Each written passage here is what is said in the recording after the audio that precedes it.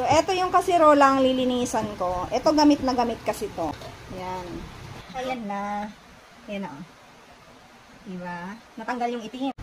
Good afternoon mga mamis. Today naka-schedule ako maglinis ng aking mga kaldero. Mga ilang pirasong kaldero ang lilinisan ko. Eto yung gagamitin ko, yung Scrub Daddy. Tapos, etong The Pink Stuff. Maganda tong panglinis sa mga kaldero. Lalo na kung medyo maitim na yung ilalim ng inyong mga kaldero. Maganda siyang panlinis. So, ganito yung kanyang laman. Paste siya. Ganyan. Tapos, eto, 850 grams na siya. Ganito kalaki. So, matagal-tagal itong gamitin. So, eto, pag binili nyo to, magkasama na talaga siya kasi nakabundle siya. So, maganda siyang panlinis sa mga kaldero. So, eto yung kasirola ang lilinisan ko. Eto gamit na gamit kasi to. Eto, hindi masyado kasi malaki siya. Ayan.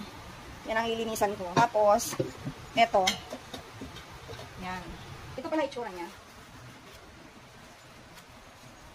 So, dahil umuulan, dito ako magbababad. Ibababad ko muna siya, lalagyan ko siya, tapos ibababad ko siya ng ilang minuto. Ayun. Ganyan yung consistency niya. Paste siya. Tapos ganyan. Lalagyan ko muna to. Medyo makapal na kasi to.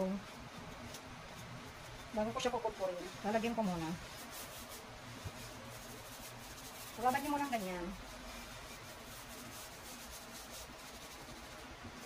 Kita niyo may mga itim-itim yan.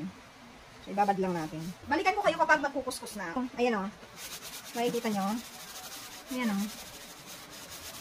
Matanggal siya.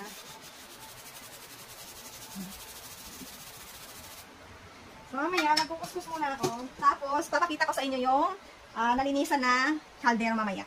So, dalhin ko to sa labas kasi, ayan, madumi. Mas gusto ko maglinis nito sa labas kahit medyo maambon. So, ayan, babanlawan ko na yung sinugasan na sinuskus na kaldero. Kasi wala pala. Ang linis nga. Ayan na. Ayan na. Diba? Natanggal yung itim. So, ang ginawa ko dito, binabad ko muna siya ng ilang minuto. Magandang ibabad nyo muna para madali nyo siyang makuskus. So, eto na. Eto na yung sobrang itim na kasirolang ginagamit ko. Yung dalawa, nandun pa sa labas. Yung kawali yun, tsaka yung isang kasirola. So, binabad ko muna kasi siya. Eto muna yung inuna ko para makita nyo.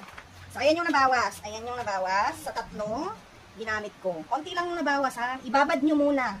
Yun yung advice ko. So, ayan na yung nalinis. Yung dito natanggal, yung dito natanggal, yung dito natanggal.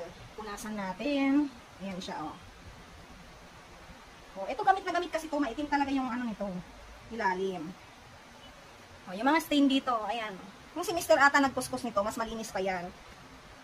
Oh. So, kung gusto niyo ng ganitong ginamit ko, ilalagay ko na lang kung saang store ko ito nabili.